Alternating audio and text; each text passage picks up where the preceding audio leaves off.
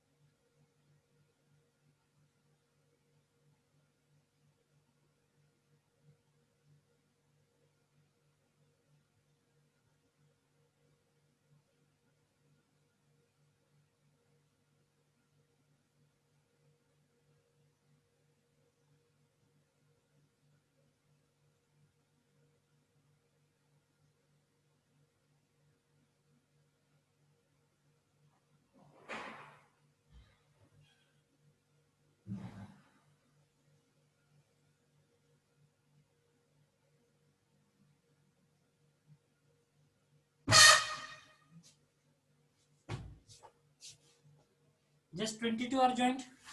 Please join fast. Others, please join fast so that we can start. I am not going to wait for now.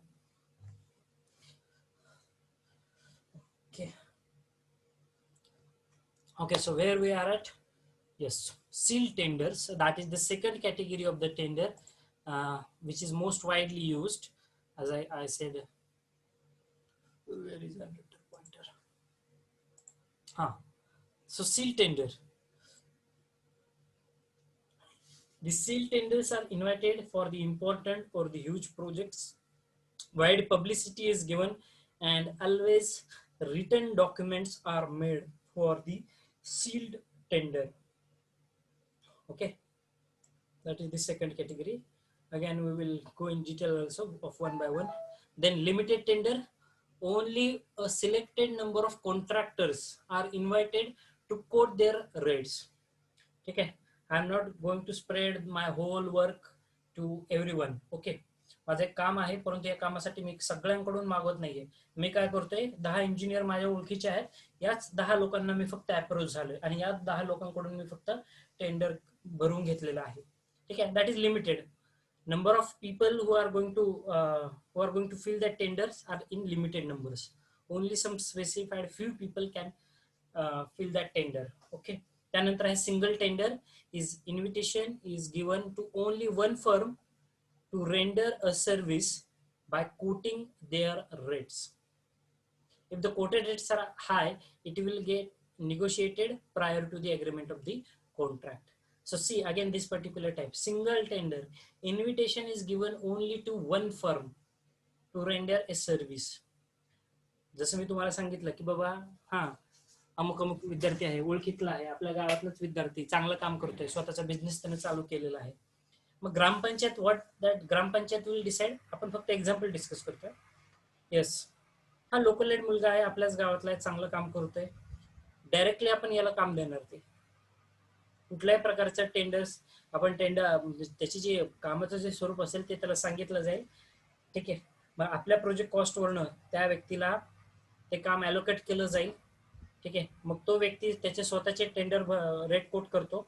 ठीक आहे, tender भरण्यामध्ये जर तुम्ही fumble करत असतात की sir project cost कसं काय आधी मेन्शन केलेली असते, तर ती प्रोजेक्ट कॉस्ट मी जसं सांगितलं त्या ज्या कन्सर्न एजन्सीचं काम असेल किंवा ज्या व्यक्तीचं काम आहे तो व्यक्ती त्या कामाचा डिटेल इस्टिमेट तयार करत असतो.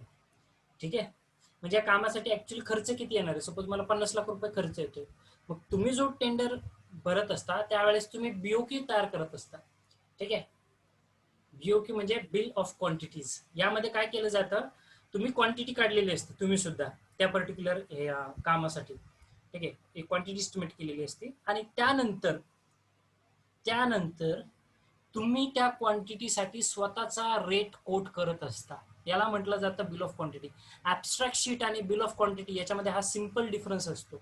ठीक आहे, ऍबस्ट्रॅक्ट शीट मध्ये आपण एसएसआर मधले रेट कोट करून टोटल क्वांटिटी फाइंड आउट करत असतो. तेच बिल ऑफ क्वांटिटी मध्ये ज्यावेळेस 50 लाखाचं एखादं काम आहे त्यावेळेस मी काय करतोय, त्या कामासाठी मी स्वतःचा रेट कोट करतोय.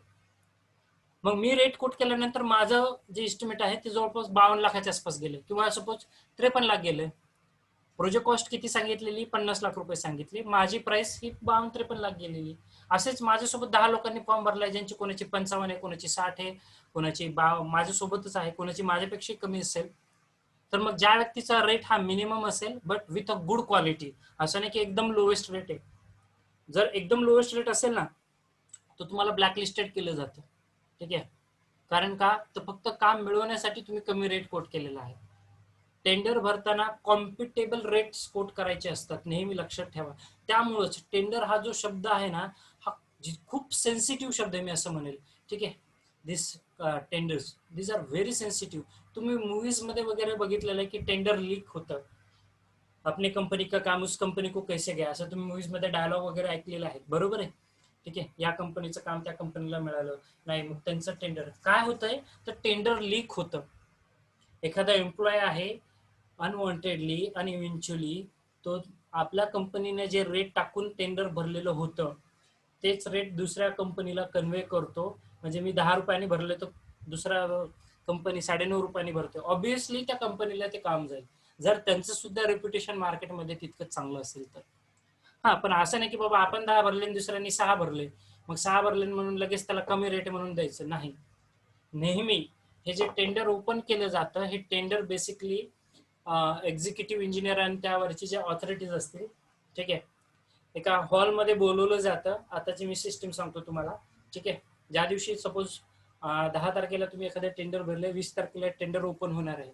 मग ज्या ज्या लोकांनी टेंडर भरलेलं आहे ते टेंडर आधी स्क्रुटनाइज केलं जातं, चेक केलं जातं थोरोली. तुमचं इस्टिमेट त्यामध्ये काही चूक असेल का, चूक असेल तर रिजेक्ट होतात टेंडर्स.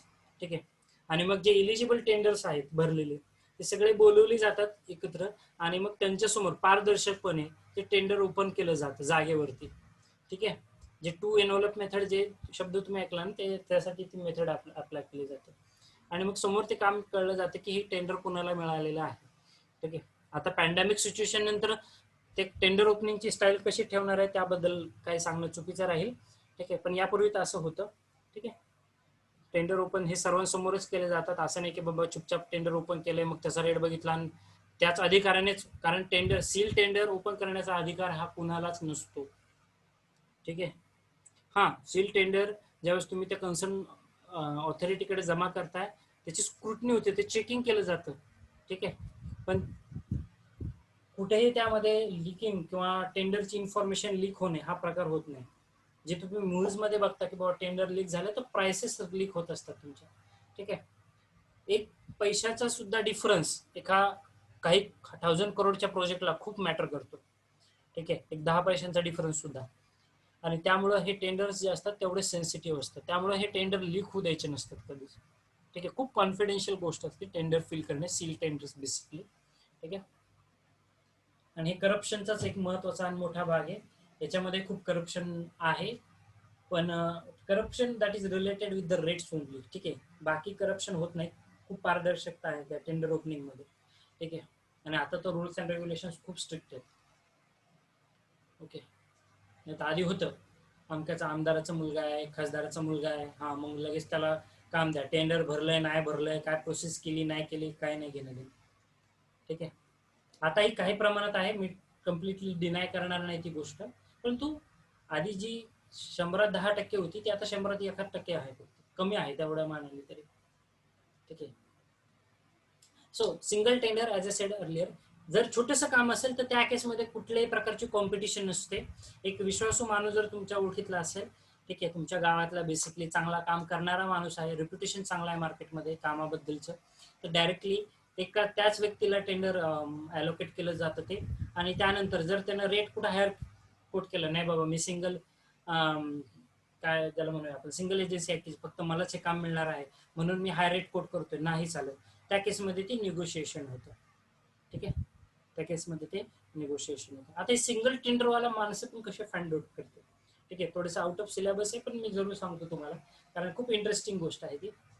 सपोज एक मी एक्झाम्पल तुम्हाला सांगतो, मी कशा पद्धतीने आता आपण कॉलेजमध्ये सुद्धा मटेरियल परचेस करतो, आपणही टेंडर इन्व्हाइट करतो बाय द प्रोसेस. ठीक आहे. मी तुम्हाला फील्डवरचं एक एक्झाम्पल सांगतो. ठीक आहे.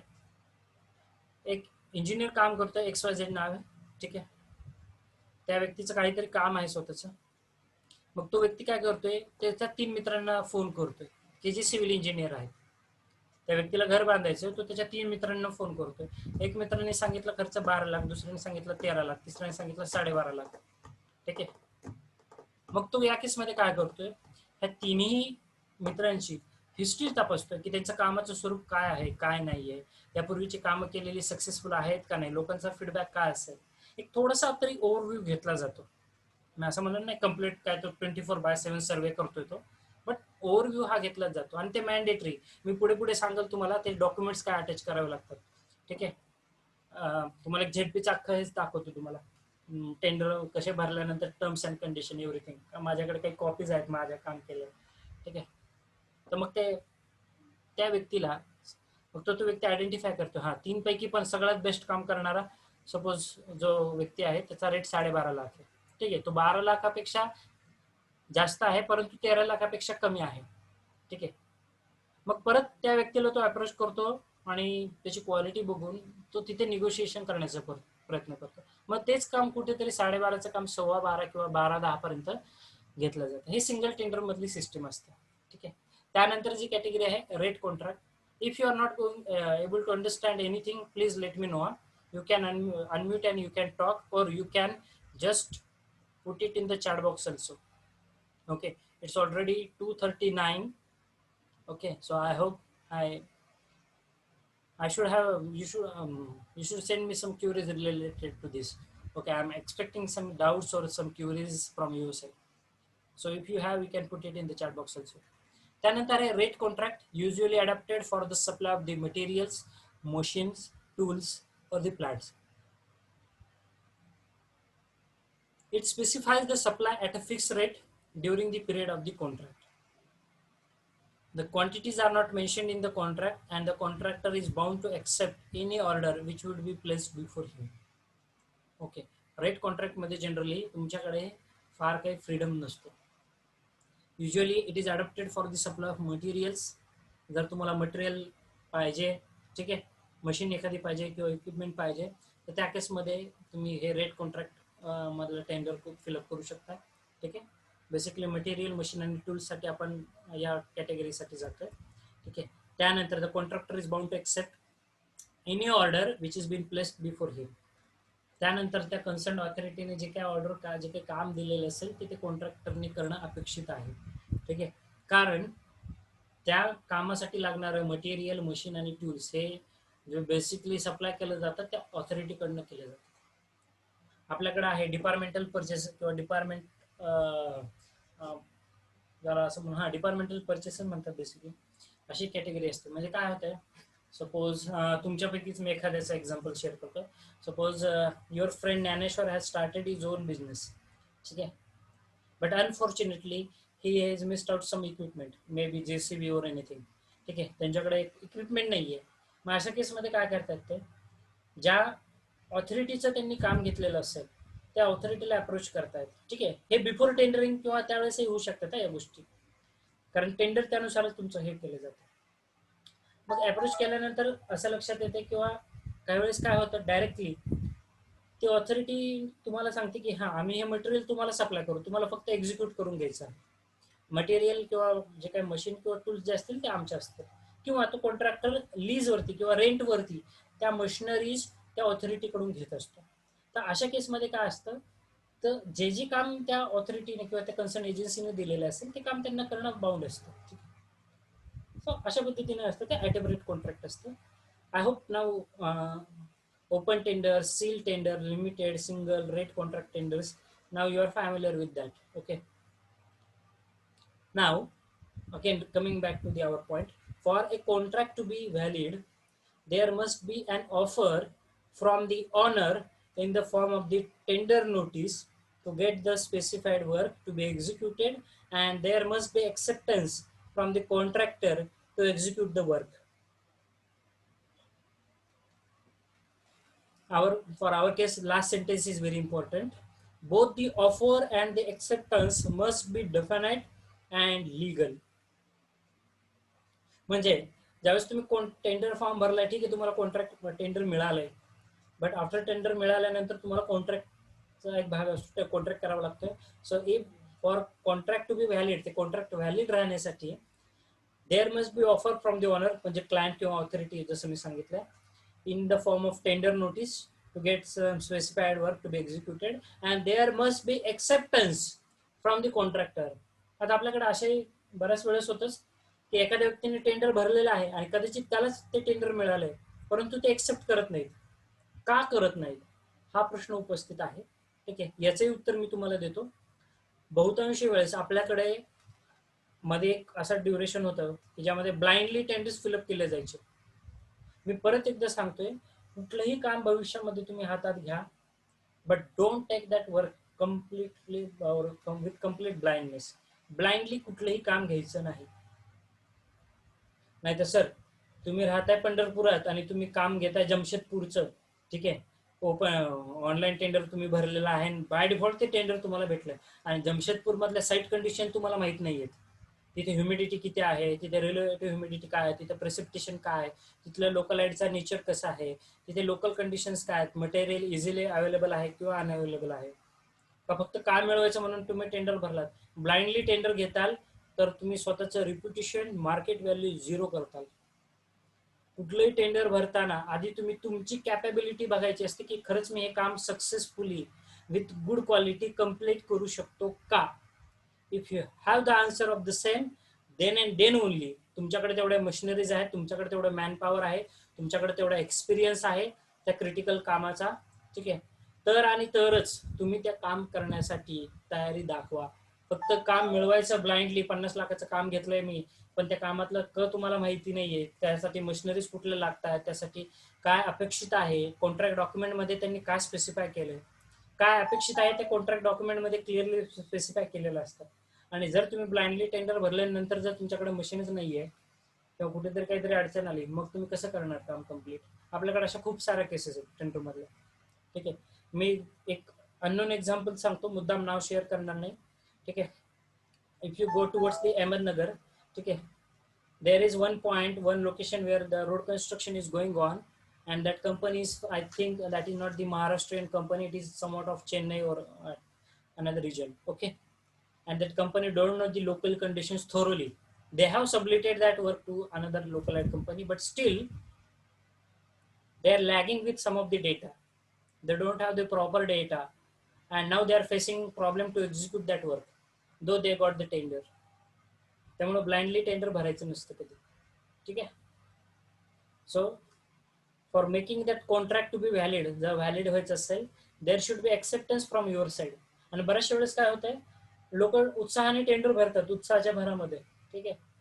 परंतु टेंडर ज्यावेळेस ओपन होत आहे आणि ज्यावेळेस ते तुम्हाला दिलं जातं, तुम्ही फायनलाइज होत आहे, त्यावेळेस तुम्ही नकारता. का नकारता? कारण त्यावेळेस तुम्हाला कळतं की ते टेंडर म्हणजे त्या कामाचं स्वरूप किती आहे. डेडलाईन 6 महिन्यात, खरंच माझ्याकडून ते काम 6 महिन्यात पूर्ण होईल का?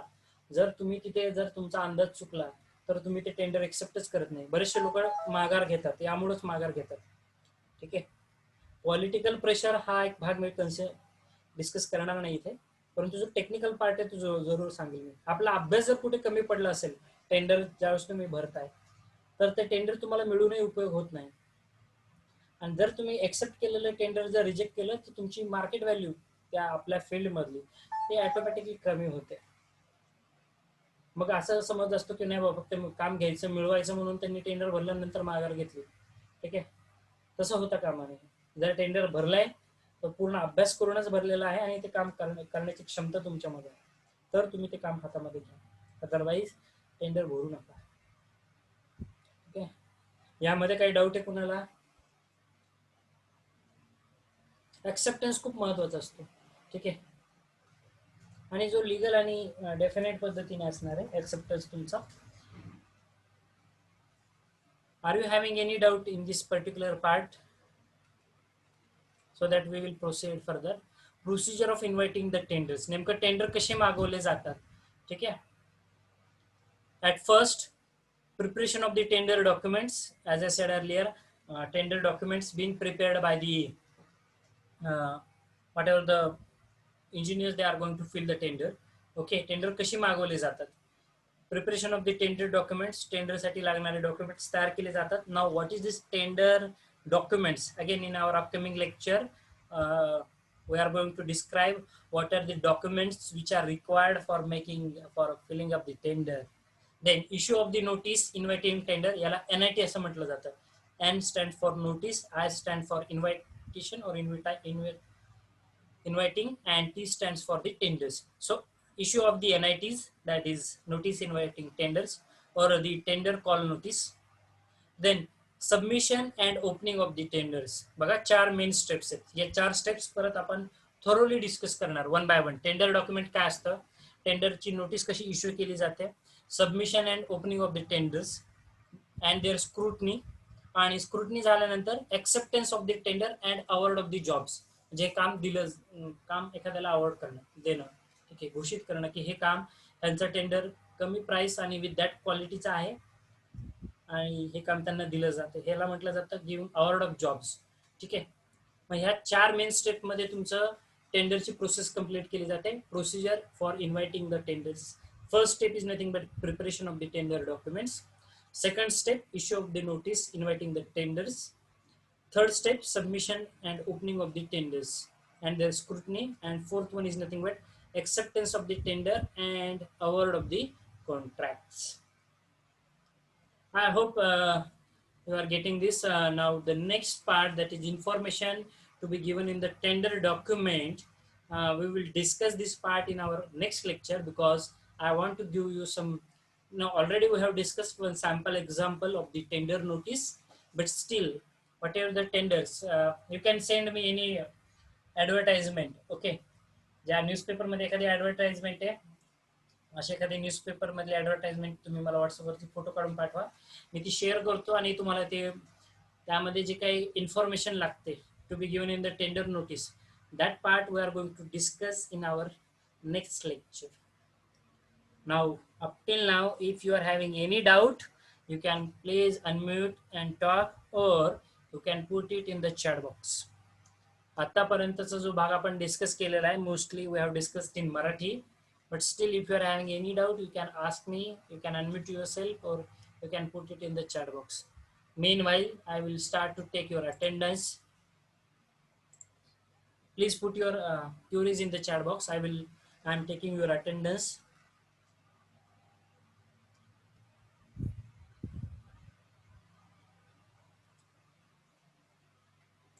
Satyavan Modi. Real.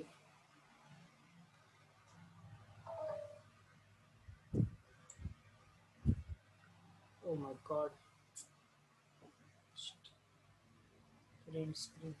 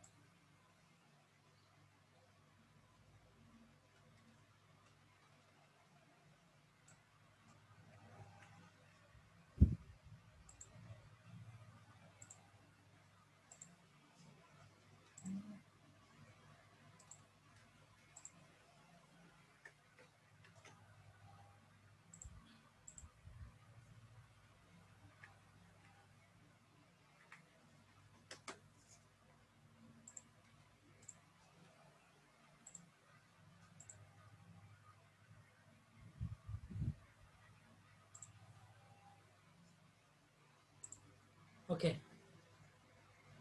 I have noted your attendance. Still, if you are having any doubt, please ask me.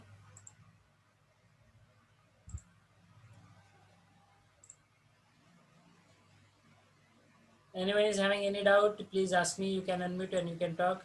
Ranjit, Sagar, then Shaili, Pratiksha, Pramod, Praveen, शंका विचारा. संजीवनी, आजचा भाग समजलाय? याच्यामध्ये काही डाऊट आहे? Saqib, Digambar, roll number 49, Ranjit, Amruta, I will just call the names. Naneshwar, Santosh, Amit, Mahesh. Any doubt? You please unmute and you can talk or you can put it in the chat box. Please respond whether you are getting or not getting. समजलंय का नाही हे तरी सांगा कमीत कमी. So that we can stop here for this particular time and I will take your leave then. Then tomorrow or day after tomorrow we will meet. Tomorrow is Friday, na? We are having the lecture at 3:30. Okay. Tomorrow I will see whether it is possible for me to take the lecture. Please respond. Please put it in the chat box. आजचा भाग समजलाय का नाही?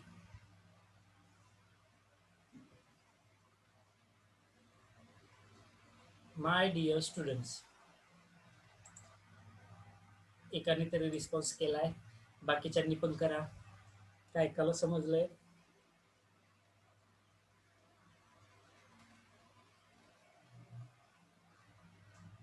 एवढ्या लोकांची नावं घेतली मी. Please respond. Roll number 1 2 3 4 up to 74. पट पट पट पट. समजलंय नाही समजलंय? व्यवस्थित चालू आहे? स्पीड कमी जास्त होतोय? Your suggestions are always welcome, but please respond something. Okay, not okay.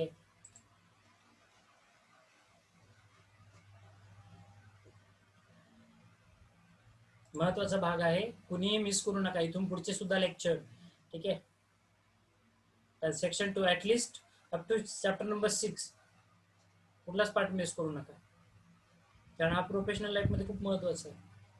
Chapter number 7 मध्ये सगळे प्रॉब्लेम्स आहेत. कसं करायचं व्हॅल्युएशन, आपल्याकडे डायरेक्ट पीडब्ल्यूडीचं फॉर्मॅट आहे, त्यानुसारच शिकवतो मी तुम्हाला कसं करायचं व्हॅल्युएशन. ठीक आहे. 5 करोडच्या आतल्या घरांचं आणि 5 करोडच्या more than 5 crore property cost असेल तर कसं असतं व्हॅल्युएशन, त्यासाठी काय काय कन्सिडर करावं लागतं.